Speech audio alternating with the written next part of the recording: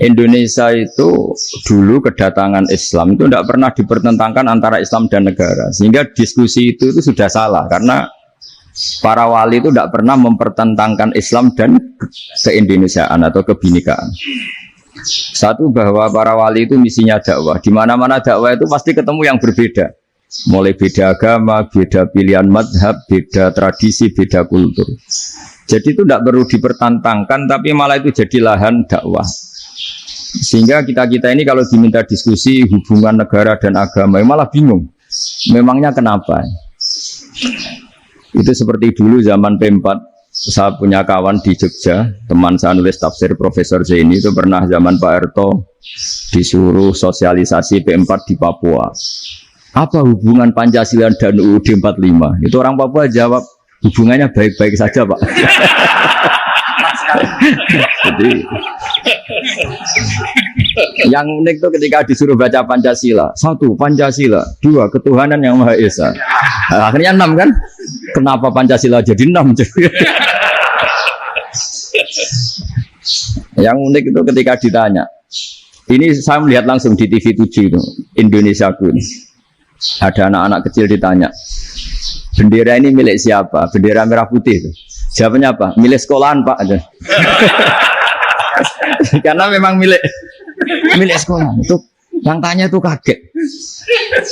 Milik sekolahan Pak.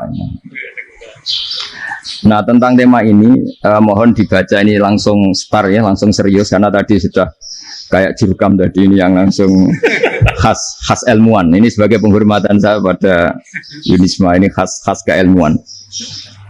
Imam Zuhri adalah gurunya Imam Malik. Ya, saya ulang lagi ya, Imam Zuhri adalah gurunya Imam Malik. Halaman 29.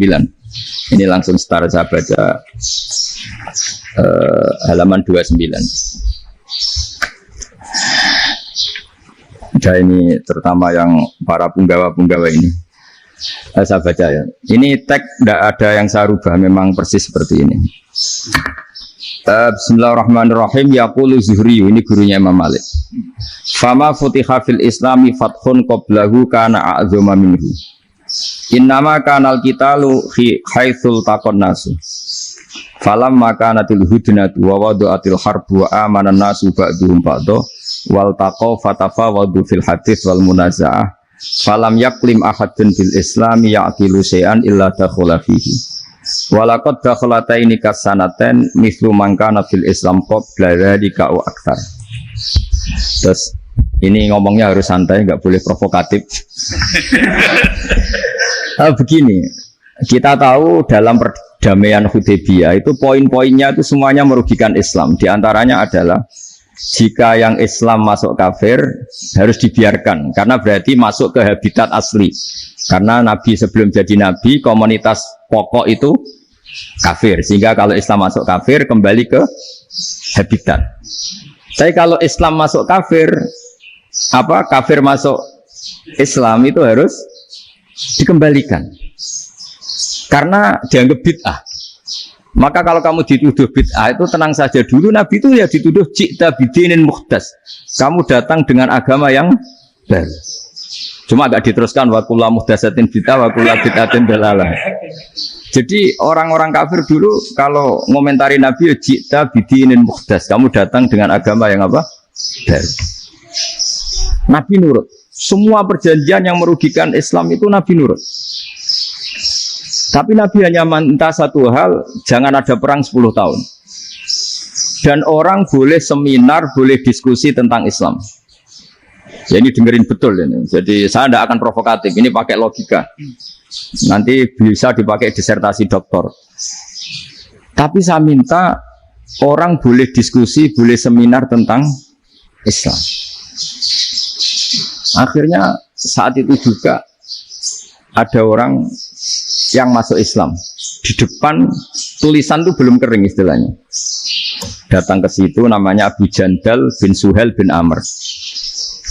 Itu datang ke Nabi, ya Rasulullah saya ini mau masuk Islam. Kata orang-orang kafir, ini pertama Muhammad, kamu komitmen enggak sama perjanjian? Kalau kamu komitmen harus kamu kembalikan. Nabi bilang, ya Abu Jandal kamu kembali ke mereka, ke habitat mereka, yaitu menjadi kafir. Di komunitas kafir maksudnya. Akhirnya nangis. Sayyidina Umar itu mendekati Abu Jandal, kemudian memberi isyarat supaya ngambil pedangnya. Jadi syaratnya wong ini baca ora wis. Maksudnya orang-orang kafir. Tapi Abu Jandal nggak mau. Singkat cerita akhirnya kembali ke komunitas kafir. Tapi yang dikatakan Imam Zuhri cara analisis ini nggak bisa pakai provokatif, harus pakai analisis. Innama kanal qitalu haitsul taqon nasu. Yang namanya perang itu menjadikan orang tidak berpikir jernih. Ini poin yang diambil oleh Rasulullah. Kalau dibahasakan Nabi curi kesempatan, masuk Nabi dikatakan mencuri, meskipun itu hanya bahasa ya. Enggak mungkin lah kita bahasakan seperti itu. Saya ulang lagi ya. Kenapa ada perang berkesinambungan sampai tahun ke-8 Hijriah? Mulai tahun kedua ada perang Badar sampai tahun 8 Hijriah itu perang terus. Nabi sama orang kafir perang terus. Akibatnya apa Pak Profesor? Namanya perang itu ya nggak kau bermikir. Pokoknya agar ketemu Islam perang, Islam ketemu kafir perang nggak kau bermikir. Padahal Islam itu bisa diterima oleh akal sehat, harus lewat diskusi, lewat pengamatan, lewat pemikiran, lewat pengendapan berpikir. Makanya Nabi tahu ini masalah besar. Kalau orang perang terus, itu gak kober mikir Islam, tidak sempat diskusi tentang Islam. Makanya Nabi hanya minta satu poin. Oke, perjanjian ini satu rutin semua, tapi saya minta orang kafir semuanya boleh mendiskusikan Islam, boleh seminar tentang Islam. Mereka bilang iya, karena pikiran mereka kan diskusi paling biye. Ternyata betul, ada diskusi. Terus temanya gini, kira-kira bener di Muhammad Abu Jahal. Terus Tuhan Muhammad sama Tuhan Abu Jahal itu keren mana? Diskusi. Tuhan Muhammad itu khaliqus samawati wal ardi, yang menciptakan langit bumi. Sebagaimana kampanyenya Muhammad. Ya mereka masih jangkar bilang Muhammad. Kalau Tuhan kita, ya berhala itu yang kita bikin, yang kadang rusak, yang kadang kudanan, terus lumutan, pokoknya itu diskusi. Kita kok bener pengirannya Muhammad. Terus Muhammad Abu Jahal. Mulai dhisik Muhammad itu ratau bodoh nih. Mulai dulu Muhammad itu gak pernah bohong. Abu Jahal, waduh, wis bodoh nih ngongkonan. Wis ribet kan? Dan semua diskusi itu mengarah ke kebenaran Islam. Makanya ngomong kafir sing tokoh-tokoh itu coro Jawa yo. Wah, semane jebule masalah ini kan. Artinya gini, kalau kita ingin Indonesia damai, sebenarnya yang untung itu Islam. Karena Tuhan yang menciptakan langit dan bumi tentu gak akan diperbandingkan atau akan dikalahkan oleh Tuhan yang lahirnya saja sudah di bumi. Misalnya kita menjual Tuhan Allah, siapa itu yang menciptakan langit bumi, yang ada sebelum langit bumi, bandingkan dengan Tuhan yang lahirnya di bumi, ada tanggal lahirnya, ada aktennya, kan sudah ribet kan. Begitu juga kalau memperbandingkan tokoh, Muhammad itu siapa? Tokoh yang bisa menyatukan pan-Arabik, tokoh yang begini-begini, yang sayang istri, sayang keluarga, dibandingkan dengan tokoh Abu Jahal, Abu Lahab yang corong jauh penggaweannya yang rugiin orang lain. Akhirnya orang itu mulai tertarik sama Islam. Makanya kata Az-Zuhri pakai bahasa dulu, falam yaklim ahadun bil Islam. Tapi kalau sekarang yang populer itu bahasa yatakallam. Sebenarnya yang benar itu bahasa kalimah yaklimu kalaman, karena masdarnya itu kalam, berarti sulasi nopo mujarrad. Tapi di fi'ilnya itu mujarradnya enggak kelaku. Jadi di fi'ilnya takallama ya takallamu, tapi untuk masdarnya yang kelaku kalaman. Jadi ini agak unik, agak enggak lazim. Sebenarnya kan takallama ya takallamu takalluman, tapi di masdarnya kalam populer, tapi di fi'ilnya tidak populer. Saya teruskan ya. Ini penting sekali. Jadi menjual Islam, kalau boleh dibahasakan menjual, itu tetap enak dalam kondisi damai. Karena kalau kita perang, itu bawaannya kalau ketemu ya perang. Kalau ketemu perang, sehingga orang itu rakober diskusi dulu. Saat benernya Islam sampai kafir itu bener di. Karena tidak kober diskusi, tidak sempat diskusi, orang yang milih yang kafir. Karena yang mayoritas yang kuat. Sementara Islam zaman itu lemah. Nah, Nabi itu yang diminta hudnah, yang penting kita damai. Terus orang boleh mendiskusikan benar mana kita dan mereka. Ya setelah diskusi ya tadi kan nggak mungkin Allah yang begitu keren hebat pencipta langit bumi dibandingkan berhala yang mengurus dirinya sendiri saja tidak bisa. Walhasil terus orang mulai tertarik sama Islam dan aturannya nggak boleh dilarang diskusi. Nah makanya saya pernah ditanya beberapa profesor di Jogja, Gus, suatu saat kalau kampus paling keren di Jogja ini ada Islamic Studies, kemudian pengajarnya dari berbagai agama, ini riskan nggak bagi Islam? Saya jawab, asal yang didiskusikan Islam itu nggak masalah. Sing repot itu nak umat Islam. Karena kalau umat Islam yang jadi percontohan, banyak raja yang dolim, banyak pemimpin muslim yang dolim, terus identik dengan Islam itu jadi dolim kan ribet. Ya kalau pas umat Islam, kalau Islam yang kumat kan jadi masalah kan. Nah ini kan terus jadi beda umat Islam sama Islam yang lagi apa? Kumat. Sehingga cerita terus Islam mendapat posisi yang luar biasa.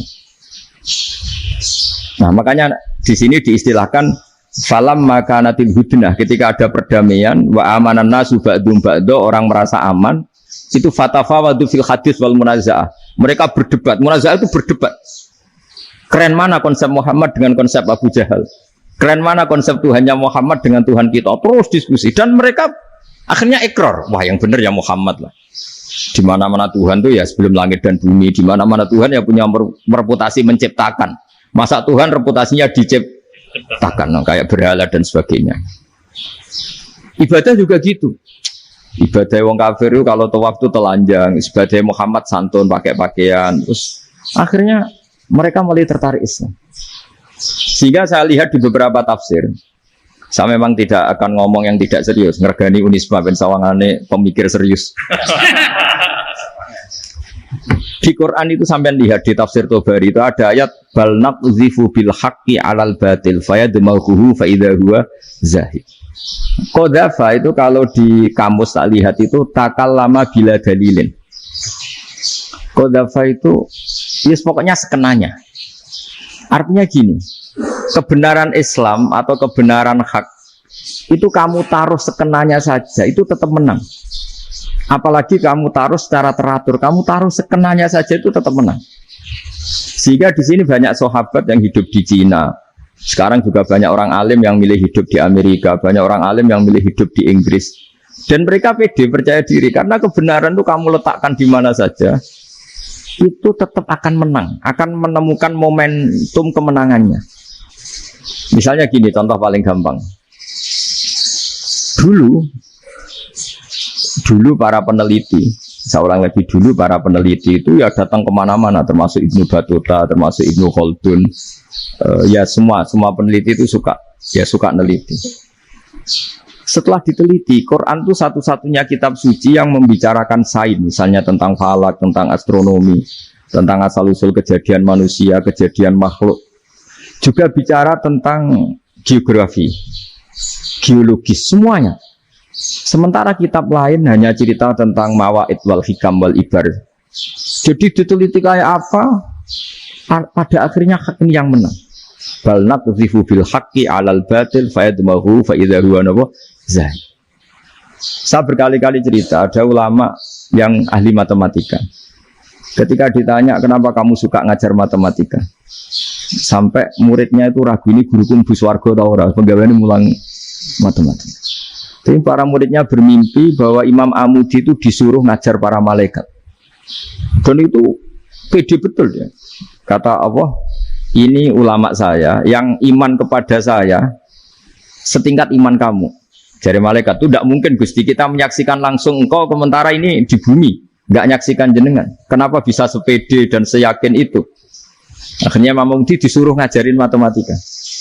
Jadi Anda kalau profesor itu nanti harus sempat ngajari malaikat, itu baru benar-benar profesor. Jadi nanti di akhirat ngajari siapa? Malaikat. Jadi ada seminar yang melibatkan banyak malaikat, narasumbernya itu seorang profesor. Itu ketika kenapa engkau begitu yakin kalau Allah itu Tuhan dan Allah itu Al-Wahidus Shomad. Terus Imam Amudi mulai nulis angka gak beraturan. 2, 3, 4, 5 sampai 1 miliar, 1 triliun, semuanya enggak beraturan. Kata beliau, nisbatus naini wasalasa ila ma la nihayatalaha iku nisbatul far'i ilal asli. Mbok angka sebanyak apapun, 2 dibanding 1 ya far'ul wahid, 3 dibanding 1 ya far'ul wahid. Semua angka yang enggak terhingga pun dibanding 1 semuanya far'ul wahid. Semua angka sebanyak apapun itu cabang dari angka 1. Fakullu hadil awalim far'un minal wahidis somad, yaitu Allah Subhanahu wa ta'ala. Wakil malaikat tepuk tangan, iya juga. Jadi begitu juga ada ulama itu ahli gambar. Saya dulu ngaji sama Mbah Mun Al-Husunul Hamidiyah, itu kitabnya itu banyak gambarnya. Dan gale gambar yang ngawur betul, memang gak ahli gambar. Saya Apple, tersempurna lele. Semua gambar bangunan, gambar sapi, pokoknya gambar. Ternyata dia menemukan Tuhan itu dari gambar. Gambar serapi ini atau seruwet ini sama. Gambar rapi sama ruwet itu sama kalau dalam pandangan tauhid. Dimulai minan nuqtah al-wahidah.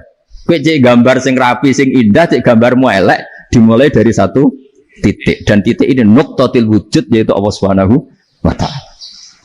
Jadi nak cara ahli tauhid gak penting gambarnya api, menang lomba atau ora penting. Butuhe hadis surah ini gambar baik yang rapi maupun ndak adalah min nuqtah dari satu titik. Nah, alam raya sebanyak ini mbok gambar mbok ora, cek mulai Mars sampai Jupiter kabeh semua bentuknya yang banyak ini semuanya min nuqtatil wujud, yaitu dari titik wujud ini kok Allah Subhanahu wa ta'ala. Di sini hebatnya ulama-ulama, mbok dia pengajar matematika, mbok pengajar gambar, semuanya dipakai perangkat untuk tauhid. Nah, itu kan juga bagian dari Islam damai, Islam yang sangat tidak perlu perang untuk orang dipaksa Islam. Enggak perlu provokatif kayak tadi pidatonya rektor jenengan tadi. Jadi ciri utama ilmuwan itu kalau ngomong datar tapi logikanya enggak terbantahkan. Itu ciri khas ilmuwan. Kalau ciri khas politikus kalau ngomong itu keras. Provokatif lah kira-kira gitu. Tapi isinya biasa. Nah, saya berharap nanti semua profesor doktor itu datar tapi isinya kualitasnya bagus ini. Jadi makanya terus kata ulama, kenapa diistilahkan balnat zifu bil haqqi? Kenapa pakai qadzafa sementara qadzafa maknanya takallama bila dalil? Maksudnya bila dalil di sini itu min ghairi ikhtiyajin ila dalilin. Kebenaran itu memang enggak butuh dalil. Apa kita perlu dalilnya apa? Buktinya apa? Kalau 3 itu cabang dari 1. Wong gendeng yang takut gitu pas orang gendeng. Wong 3 cabang dari 1 kok ditanyakan buktinya apa? Itu min awalil bidah. Pertama orang pasti tahu kalau 3 itu far'ul wahid. 1 juta juga far'ul wahid. 1 miliar juga far'ul. Gambar yang sebanyak apapun ya dimulai dari 1 titik, cek gambar benar maupun yang tidak. Akhirnya apa? Ulama dulu itu sebegitu rileks menerangkan tauhid. Lalu kenapa asma ini yang ya ini kan khas NU ya, khas pesantren. Sebenarnya saya keberatan pakai istilah khas NU, pakai khas pesantren karena NU itu anaknya pesantren, jangan dibalik pesantren anaknya NU karena sebelum ada NU itu ada pesantren. Tapi kayaknya Unisma lebih suka pakai bahasa NU. Dan saya ya agak-agak orderan yang terpaksa disuruh ngomong. Ini agak apa ya, agak kacau sebetulnya ini agak kacau. Jadi NU itu sama pesantren itu tua pesantren. Jadi NU dilahirkan pesantren, bukan dibalik pesantren dilahirkan NU. Sehingga barokahnya didirikan pesantren ini, kadang nyuwun sewu sekali berbahasa itu kadang ide besar beliau itu ya dituruti wong NU. Jadi Mbah Hasim cara kula kok dadi Mbah Hasim ya mangkel. Mbah Hasim ku ngarang meno kentong. Nggih ngarang meno beduk, tapi wong NU nganggo kentong. Dan uniknya Mbah Hasim enggak tersinggung. Karena ciri khas pesantren itu membolehkan perbedaan apa? Pendapat. Itu masyhur khilafnya Mbah Hasim sama Mbah Fakih Mas Kumambang itu sampai dikitabkan, saling ngeritik, saling macam-macam lah. Jadi cara berpikir Mbah Hasim ketika Nabi rembukan, ini gimana ya cara menentukan waktu sholat ya? Ya pakai kentong ya Rasulullah, zakalin nasoro itu untuk orang Nasrani. Ya pakai buk itu trompet, zakalil Yahud itu untuk orang Yahudi. Terus ada yang lagi pakai api ya Rasulullah, zakalil Majusi itu orang Majusi. Setelah itu ada orang datang lari-lari cerita mimpi azan tadi. Ya itu terus dipakai sarana pemanggilan sholat ya azan itu. Sehingga Mbah Hasim menolak kentong. Karena mantas sababi qaumin bahwa ini. Beliau keras sekali sampai bilang haram. Beliau judulnya ya haram. Al-Jasus Antahrimin Nakus. Setelah naskah itu sampai ke Mbah Fakih Mas Kumambang di Gresik situ, di daerah Dukun situ. Dulu nggak ada WA ya, jadi sampainya ya lama. Makanya saya sampai sekarang nggak punya WA karena ya saya ulama kan, kalau WA-an terus ya jadi ulama. Nggak jadi ulama main WA-an terus itu. Nah itu termasuk rektor nggak kau bermikir itu mesti kebanyakan WA. Karena kan otaknya didikte oleh sesuatu yang masuk. Sesuatu yang dilihat itu kan pasti mendikte kita. Beda kalau yang enggak WA-an kan mikir apa kita yang menentukan. Kalau WA-an kan kita ditentukan. Mau mikir anaknya butuh apa gara-gara WA informasi Jakarta mikir Jakarta. Ada cara kewajiban ngapain kamu orang Malang mikir Jakarta. Gara-gara WA mikir Jakarta belum selesai ada berita di Sulawesi, mikir Sulawesi. Habis itu mikir NTT. Makanya semua orang sekarang merasa tokoh nasional gara-gara informasi yang masuk itu nasional. Jadi masih RT itu mikir gimana Gus Indonesia. Ada RT sampai lupa kalau dia itu RT. Jadi semua orang sekarang merasa tokoh nasional. Nah, itu gara-gara apa coba? Akhirnya semua orang juga punya ide tentang nasional. Harusnya negara itu gini-gini. Sebelum wongnya sing duwe ikon itu apa? RT. Ribet kan? Saya teruskan. Setelah naskah itu sampai ke Kiai Fakih Mas Kumambang, beliau itu marah besar. Ini harus dilawan dan saya bukan karena benci Mbah Hasim. Beliau teman saya ketika ngaji Kiai Mahfud di Mekah. Jadi Mbah Fakih dan Kiai Hasim itu teman ketika ngaji di Mekah. Cara ngelawan tuh lucu. Lucu. Gak ilmiah tapi gak ilmiah wong alim tetap ilmiah. Di mana-mana serupa itu tidak sama. Ya kalau mungkin zaman Nabi di Madinah itu zaman itu kentong itu identik dengan milik Nasrani. Di Indonesia beda. Pos kampleng ya kentong, kebakaran ya kentong, wae sarapan orang di LP ya pakai kentong. Jadi tidak ada jaminan kalau kentongan itu identik dengan Nasrani. Lalu haramnya di mana? Yang di mana-mana tasabuh itu identik. Ini tidak identik. Mulai masalah kan? Mulai masalah. Jadi beliau gaya judul Hazruus. Hazruus itu kepala bergeleng-geleng. Sekarangan kok ngene. Jadi sekarangan kok provokatif gitu. Nah, dan itu Mbah Hasim ya hormat Mbah Fakih hormat Mbah Hasim. Saya sendiri secara pribadi itu lebih suka pendapat Mbah Hasim sebetulnya. Karena bagi saya sholat itu sakral, ya sudahlah kalau sakral ya dipanggil dengan sesuatu yang sakral yaitu kalimat thayyibah azan. Tapi saya tidak akan bilang kalau kentongan itu haram. Karena kalau haram alasannya mirip orang Nasrani. Sementara pos kampleng ya pakai kentong, ada banjir ya kentong, ada kebakaran ya kentong. Jadi tidak identik untuk misa atau untuk sholat ala Nasrani. Tapi itu dulu ya rileks saja, dua beliau itu ya saling menghormati, padahal saling kritik.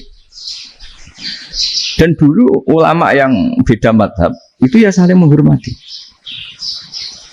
Imam Syafi'i itu kalau sholat di kawasan Masjid Abi Hanifah ya tidak kunut. Ketika ditanya kenapa kamu tidak kunut, sementara engkau berpendapat kunut itu sunat. Ikroman di hadal madhab, saya sangat menghormati madhab. Imam Ahmad bin Hanbal itu berpendapat kalau orang pakai bekam, pakai iftisot atau hijamah itu batal sholatnya.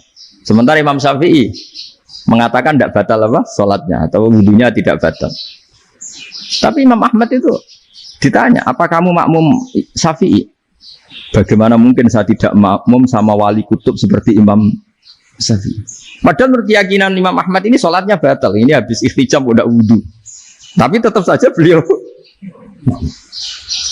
karena perbedaan pendapat di furu' itu lazim. Ya orang boleh berdebat. Ketika Unisma datangkan saya, itu saking senengnya kiai, saking sombongnya sampai ngatur kiai, kan nggak pernah bisa diperdebatkan. Itu kan orang boleh debat kan? Itu saking angkuhnya apa saking senengnya kan nggak jelas kan? Kan dan orang boleh setuju pendapat saya, yaitu ngatur kiai itu haram. Setuju juga Pak Rektor, ekspresi mahabbah itu ya macam-macam. Dulu sahabat gitu, sahabat itu ada yang nggak kenal wajahnya Nabi sama sekali sampai akhir hayatnya. Ketika ditanya, lo kamu itu sahabat kok nggak tahu wajahnya Nabi? Saya tidak pernah berani memandang Nabi karena ijlalan Nabi, terlalu menghormati saya sehingga tidak berani memandang wajahnya. Ada sahabat yang penggawaannya dulu wajah Nabi sampai bisa nyifati Alfi Faminunil Hajib sampai bisa nyifati detail karena Delok wajah Nabi itu ibadah. Ada seorang wali ditanya, kalau kamu di surga ingin nggak melihat Allah? Enggak. Loh, tapi semua orang ingin melihat Allah. Unazzihu dzalikal jamal an-nadhari misli. Ben gak elek-elek Allah tak delok terima aku. Wong ra jelas. Berarti kok delok pengen. Banyak. Jadi justru tapi karena saking takzimnya. Ndaklah mosok sak aku kok. Makanya saya berkali-kali cerita. Menurut kesepakatan ulama, soft awal itu paling baik. Tapi banyak juga wali yang kalau sholat itu di belakang. Koyok paling bener yang gue ngarep gitu. Lu bayangkan misalnya kamu semangat di soft awal di masjid haram, jebule sholatnya salah. Itu dari malaikat gaya nih gue ngarep, jebule raro. Ini di sini wong, jebule bodoh gitu. Gaya nih gue ngarep, jebule. Coba orang kalau sowan Mbah Mun, yang berani di depan itu kan ya ketuanya atau jubirnya kan, yang merasa tidak pati pinter-pinter kan mesti di pojokan. Artinya sudut pandang seperti itu ya sah saja, apa? Sah saja. Makanya banyak sahabat yang jarang sowan Nabi, alasannya takut ganggu Nabi. Banyak yang sering sowan Nabi, alasannya seneng Nabi. Yang sowan ya seneng Nabi, yang enggak sowan alasannya seneng. Loh, Nabi itu tokoh, punya keluarga, punya anak. Kalau saya sering sowan berarti sering ganggu. Yang sering sowan dia alasan ini khazanah kita harus istifadah. Jadi zaman dulu dia biasa dua sahabat, yang satu milih mahabbah itu milih sering sowan. Yang satu juga mahabbah milih tidak sering. Karena pertanyaannya bisa dibalik kan. Sering sowan apa sering ganggu coba. Nabi Abedar, assalamualaikum. Nabi nimang cucunya, assalamualaikum. Ayo bener yang sowan apa bener yang enggak kalau seperti itu. Akhirnya terus diatur sedemikian rupa oleh Quran. Walau annahum sabaru hatta takhruja ilaihim lakana khairal lahum. Jadi sahabat kalau mau sowan Nabi ya nunggu di sufa. Kalau Nabi keluar berarti milik publik. Sekali masuk ke dalam tidak ada sahabat yang berani sowan. La tadkhulu buyutan Nabi illa ayyudzana lakum. Kalau soal sampai masuk dalam harus nunggu dipanggil. Karena sekali Nabi masuk dalam itu milik privat keluarga, milik istrinya, milik cucunya, milik keluarganya. Jadi Nabi sekali keluar ke ruang itu berarti milik publik. Itu terus jalan tengah. Karena kalau langsung masuk, bayangkan saya itu sering menyaksikan. Mbah Mun habis ngaji 2,5 jam ngaji Jalalain. Baru masuk, assalamualaikum. Padahal yai mungkin mau ke kamar mandi, mau ini itu. Jadi dulu itu Quran sangat modern. Sebelum ada dokter ngatur tamu, rektor ngatur tamu itu Islam sudah modern. Dia kan nggak fair kan? Misalnya saya ke Unisma harus janjian pakai ini, terus kalau misalnya kesini selonang-selonang kan lucu kan, mentang-mentang kiai terus juga sowan-sowanan selonang-selonang. Padahal kalau kita mau ke mereka pakai protokol. Sering nggak fair dunia ini, tapi karena aku kiai oleh gelo ya sudah. Akhirnya saya memutuskan nggak gampang kemana-mana karena itu. Saya sering didatangi ajudannya Menteri Gus, mau ada tamu dari Jakarta tanggal ini, mesti saya bilang, mereka milih tanggal yang mereka kosong. Kok nggak mikir apa itu kosong? Tak jawab enggak lah, sebelum diatur bahasanya dan tawaduknya gitu. Akhirnya dibalik, datang lagi. Gus, jam dengan kosong apa kita menyesuaikan. Lah aku lagi di akhlak kata saya. Itu baru punya akhlak katanya. Bukan masalah ini, bukan masalah gengsi ya. Saya sendiri itu dolan ke alumni itu jarang karena ya takut. Kiai kan yang nganggur jam 09.00 nganggur, jam 10.00 nganggur. Bisa saja alumni itu kerja di pabrik, bisa saja yang latihan ekonomi di pasar. Sehingga kalau saya datang jam 9, iki kiai sing miliki santri ini, apa kiai sing ganggu santri. Ya karena orang ini mau melakukan rutin gak kok berpikir, pokoknya ngono jenenge silaturahim. Mau nyerah kok berpikir, padahal kalau diangen-angen ini kiai yang miliki santri ini, apa kiai yang ganggu santri ini karena datang di jam kerja. Nah, bayangkan kalau kebenaran dulu itu dikawal oleh satu peradaban perang. Jadi Nabi sesuai diangen-angen Nabi. Perang Badar menang Nabi, perang Uhud menang wong kafir, perang ini gonta-ganti. Apapun itu yang penting satu kesimpulannya, cara Rasulullah kesimpulannya satu. Orang tidak kober mikir kebenaran secara mengendapkan pikiran dengan pikiran jernih. Maka hebatnya Nabi ketika perjanjian, pokoknya saya minta nggak ada perang. Dan orang boleh mendiskusikan Islam.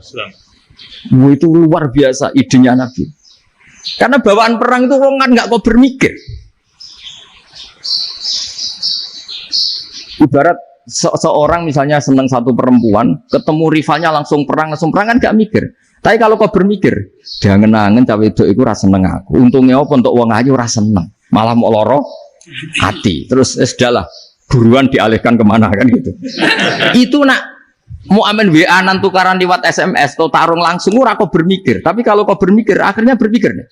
Perempuan tadi sebenarnya yang disenangi siapa? Oke, ternyata senang Pak Erick. Sudah kita ngalah. Karena tidak ada nikmatnya kan menikahi perempuan yang sama sekali tidak mencintai kita. Tapi kalau nak kau berpikir pokoknya diprovokasi, wah gue kalah mbek A, gue kalah mbek B. Pikirannya kan ojo sampai kalah. Bareng wis menang ternyata ada emas lahat. Nah bayangkan Islam itu seperti itu dulu, dipertarungkan. Luang Islam itu dinu aklin, agama yang diterima dengan akal sehat. Tapi sekarang ukurannya perang. Yang menang berarti benar, yang menang benar. Kan terus jadi repot. Itu Nabi tidak ingin, makanya Nabi ingin sudah nggak ada perang. Nah, makanya kata Imam Zuhri, fathul Islam terbaik adalah orang boleh diskusi tentang Islam dan tidak ada perang. Lagi-lagi penting, tidak perang itu penting, silmun itu penting, perdamaian itu. Setelah tidak ada perang, akhirnya fatafa waktu fil hadis wal munazah, orang boleh diskusi apa saja, termasuk boleh adu polemik. Konsep satu Tuhan dan Tuhan banyak diperdebatkan. Akhirnya Nabi secara rileks bisa menjelaskan, Muhammad, urusan kita banyak. Kalau Tuhannya satu tidak cukup, Tuhan harus banyak untuk menyelesaikan berbagai urusan. Ada Tuhan bagi rektorat, bagi macam-macam kan. Ada Tuhan untuk ngurusi utang, ngurusi BPKB, macam-macam. Terus kata Rasulullah, enak saja Nabi jawabnya. Ya kalau kamu punya majikan banyak, perintahnya beda-beda, kamu mangkel enggak, bingung enggak? Ya susah, Mat. Kalau majikannya banyak, perintahnya beda-beda, kita jadi repot. Senang mana? Senang majikan satu. Ya sudah, Tuhanmu itu majikan kamu. Kalau Tuhannya banyak, perintahnya macam-macam, kamu yang repot. Akhirnya sudah Mat, Tuhannya satu aja. Nah, itu ya barokahnya diskusi tadi, barokahnya enggak perang. Daraballahu mathalan rajulan fihi syuraka mutasyakisuna wa rajulan salamal lirajul hal yastawiyani masalah. Terus alhamdulillah. Jadi orang yang paling kafir pun saat itu taslim. Nah ini kembali ke kalimat la ilaha illallah. Saya tidak perlu provokatif, pasti teori saya itu benar. Bukan saya bilang benar itu karena sombong, enggak. Ini sesuai teks. Misalnya begini, benar enggak kelompok takfiri yang suka ngafirkan orang lain? Itu pasti tidak benar. Logikanya gampang. Orang yang kafir 70 tahun saja dengan melafadzkan la ilaha illallah menjadi muslim. Masa dengan kalimat yang sama yang muslim menjadi kafir? Itu logikanya kan enggak ketemu. Orang kafir 70 tahun untuk menjadi muslim disuruh baca apa? La ilaha illallah. Tapi gara-gara baca la ilaha illallah nyekel patok jadi kafir. Pertanyaannya, loh ini kalimat apa? Kalimat untuk mengkafirkan apa kalimat untuk mengislamkan? Karena yang kafir dengan kalimat itu menjadi Islam, ternyata yang Islam dengan kalimat itu menjadi kafir. Itu ketemu enggak? Cara logika itu kan enggak ketemu kan? Makanya cara pikirannya Abdul Hasan Asadili, dan saya setuju pikiran itu. Istighfar ini boleh orang Jawa Timur protes karena kadang beda manhaj, tapi jangan protes saya, protes Abdul Hasan Asadili kualat mesti sampean. Ketua Torekoh napa? Sadiliyah. Cara madzhab Sadili, dan Anda boleh berbeda madzhab, mencari khasnya wong kampus wani beda. Beda kapasitas lah, pokoknya butuhnya beda. Dan ketok pinter, ketok kritis tuh. Cara madzhab Abdul Hasan Asadili itu gini Pak Rektor. Jadi istighfar itu baik, tapi ba'da kamali tauhid, setelah tauhidnya itu benar. Alasan beliau masuk akal. Ketika ada ayat fa'alam annahu la ilaha illallah wastaghfir li dzambik. Bihadil kalimah. Jadi orang boleh istighfar setelah tauhidnya benar. Alasannya Abdul Hasan Asadili begini. Qulil ladzina kafaru iyantahu yughfar lahum ma qad salaf. Katakan kepada mereka yang kafir, sekali mereka tidak kafir, maka otomatis dosanya masa lalu diampuni. Pertanyaannya, yang bisa menghentikan kekafiran itu kalimat apa? La ilaha illallah. Dengan hanya melafadzkan la ilaha illallah Muhammadur Rasulullah, langsung yufar lahum ma qad salaf, langsung dosanya diampuni. Berarti yang menjadi pengampun dosa lah, penyebab pengampunan itu apa? La ilaha illallah. Itu bahkan orang kafir belum istighfar. Di ayat itu kan Allah enggak mensyaratkan setelah la ilaha illallah istighfar baru diampuni, enggak. Asal la ilaha illallah langsung yufar lahum ma qad salaf. Saya ulang lagi ya, jelas ya. Jadi kulil ladzina kafaru iyan tahu yufar lahum maka. Nah sekarang iyan tahu mereka berhenti dari kafirnya. Syaratnya pakai apa? La ilaha illallah Muhammadur itu langsung yufar lahum maka. Artinya apa? Ghufranullah itu bisa didapat hanya dengan mujarrodut tauhid, yaitu hanya dengan melafadzkan kalimah thayyibah. Dan sahnya istighfar juga berdasar kalimah thayyibah itu. Misalnya gini, orang kafir sebelum Islam melafadzkan astaghfirullah, astaghfirullah, astaghfirullah, kira-kira diterima enggak? Enggak kan? Karena syaratnya istighfar ba'dat tauhid. Nah, makanya dalam adab Sadili istighfar itu setelah la ilaha illallah. Karena cara pandang ya seperti itu. Jadi fa'alam annahu la ilaha illallah wastaghfir li dzambi. Jadi dengan kebenaran tauhid saja ini sudah cukup kita insya Allah layak diampun. Karena innallaha la yaghfiru ayyusyraka bihi wa yaghfiru ma duna dzalika liman yasha. Jadi orang yang tauhidnya benar itu bisa diampuni Allah asal tauhidnya benar. Itu Allah ngendikan liman yasha wa yaghfiru ma duna dzalika liman yasha. Dawe Imam Suyuti walam yakun liman yastaghfir. Jadi orang yang bertauhid secara benar meskipun gak sempat istighfar itu tetap potensi diampuni. Karena bawaan tauhid itu sudah menjadi layak diampuni. Kayak orang kafir sekali ngelafatkan kalimat tauhid, mbok gak istighfar langsung diampuni.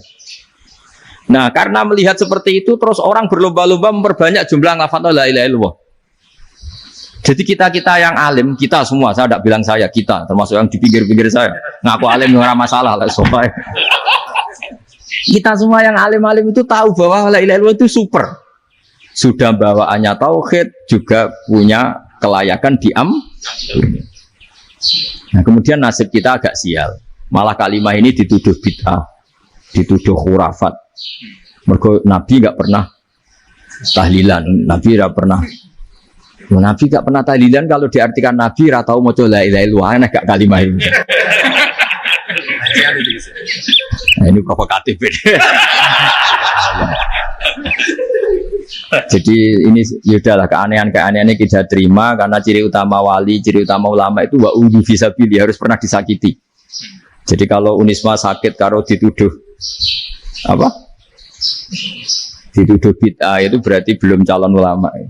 Kan calon ulama itu wa'udhu fisabilillah harus disakiti. Jadi kalau kamu disalahpahami itu ya harus santai.